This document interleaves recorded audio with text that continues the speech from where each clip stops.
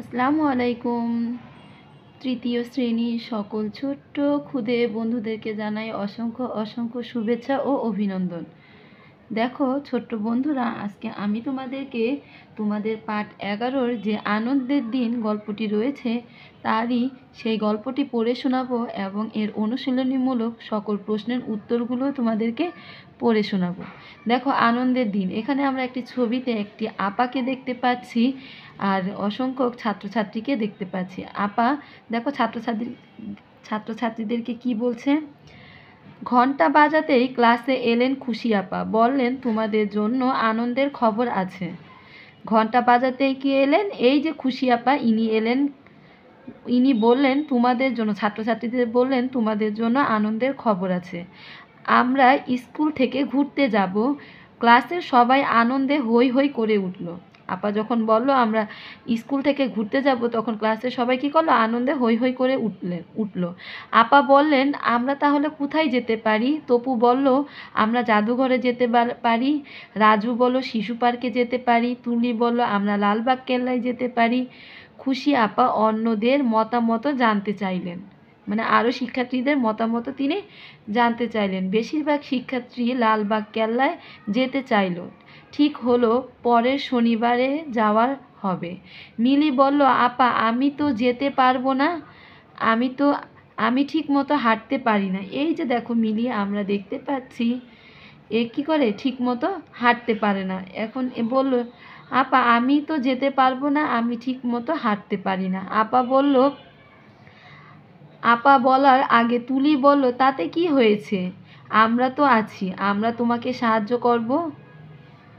খুশি আপা সবার মধ্যে দায়িত্ব ভাগ করে দিলেন। তারপর বললেন সকাল 10টার মধ্যে সবাই চলে আসবে। স্কুলের পোশাক পরে আসতে হবে। সঙ্গে পানি, কলম ও নোটবুক নিয়ে এসো। দেখেছো শিক্ষার্থী বন্ধুরা, সঙ্গে কি কি নিয়ে যেতে বলেছে? সঙ্গে পানি, কলম ও নোটবুক নিয়ে যেতে বলেছে। আর স্কুলের পোশাক পরে সকাল 10টার মধ্যে খুশি আপা কী করতে বলেছে? চলে আসতে বলেছে।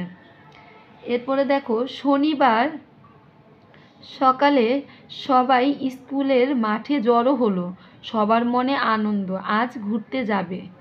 সারি বেঁধে একে একে সবাই গাড়িতে উঠল। খুশি আপা রাজুকে সবার নাম লিখে রাখতে বললেন। তুলি গাড়িতে উঠল মিলিকে নিয়ে, অন্যরাও সাহায্য করলো। গাড়ি ছাড়লো। গাড়িতে সবাই অনেক আনন্দ করলো। এক সময়ে গাড়ি লালবাগ কেল্লায় পৌঁছে গেল। খুশি আপা সবাইকে ধীরে ধীরে নামতে বললেন। এই যে দেখো, এই লালবাগ কেল্লায় ওরা কি করেছে? ঘুরতে গিয়েছে। এখন দেখো আপা ঘুরে ঘুরে কেল্লার সব কিছু দেখাতে লাগলেন। সবাই নোটবুকে লিখতে লাগলো। মূল ফটক, ফুলের বাগান, পরিবিবির মাজার, 3 গম্বুজ মসজিদ, ঢিলা পুকুর, দরবার হল, জাদুঘর, প্রাচীন আমলের পোশাক, প্রাচীন আমলের অস্ত্র, প্রাচীন আমলের মুদ্রা, এগুলো সব কী করলো? নোটবুকে লিখতে লাগলো।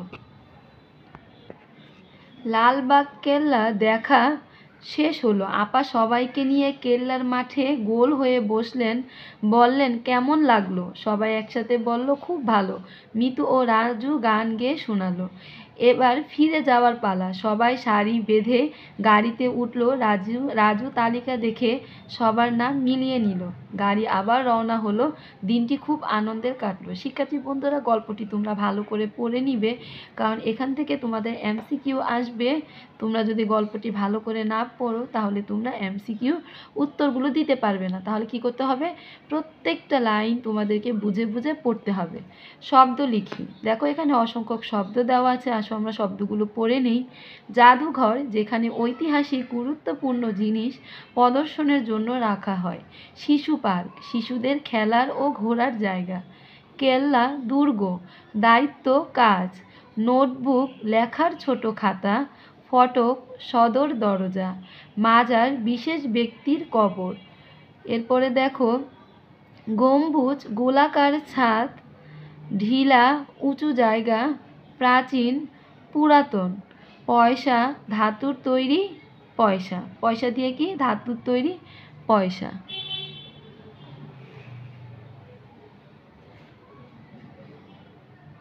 এরপরে দেখো বাক্য লিখি।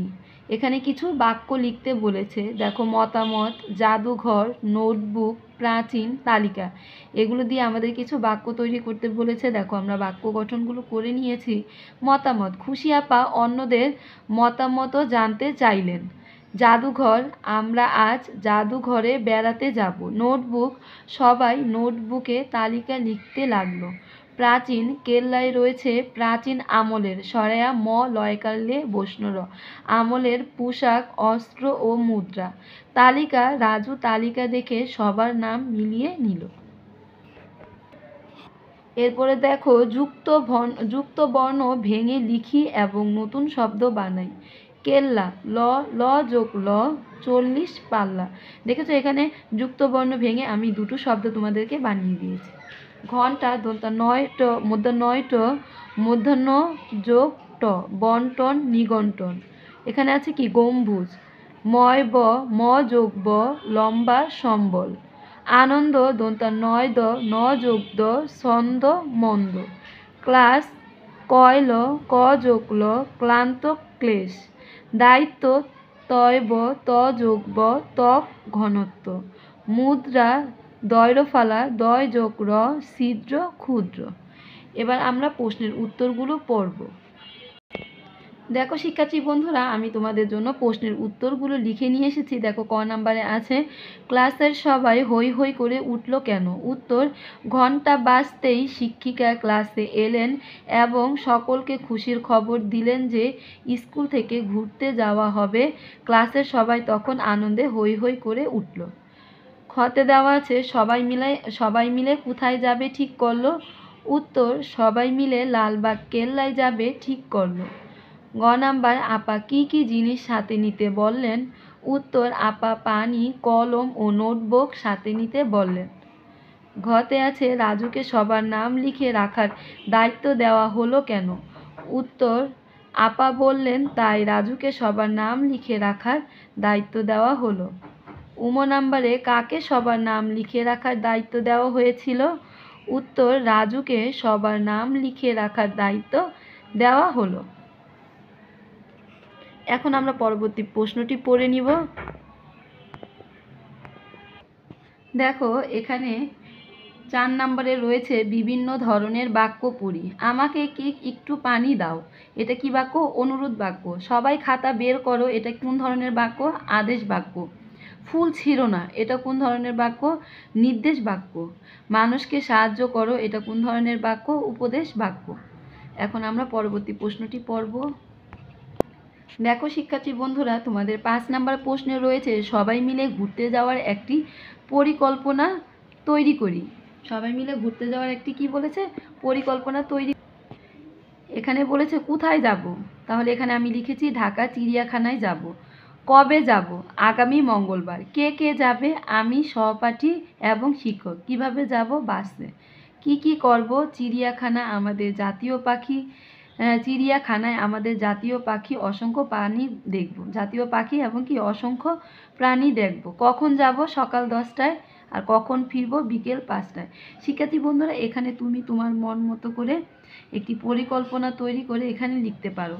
তাহলে শিক্ষার্থী বন্ধুরা, আজকের মতো এই পর্যন্ত। তোমরা ভালো থেকো, আমার চ্যানেলটিকে সাবস্ক্রাইব করে দিও, লাইক করো, কমেন্ট করো। শিক্ষার্থী বন্ধুরা, যদি কোনো ভুল ত্রুটি হয়ে থাকে তাহলে ক্ষমা দৃষ্টিতে দেখো, আর তোমরা আমার চ্যানেলটিকে সাবস্ক্রাইব করে দিও। আজকের মতো এই পর্যন্ত। আল্লাহ হাফেজ।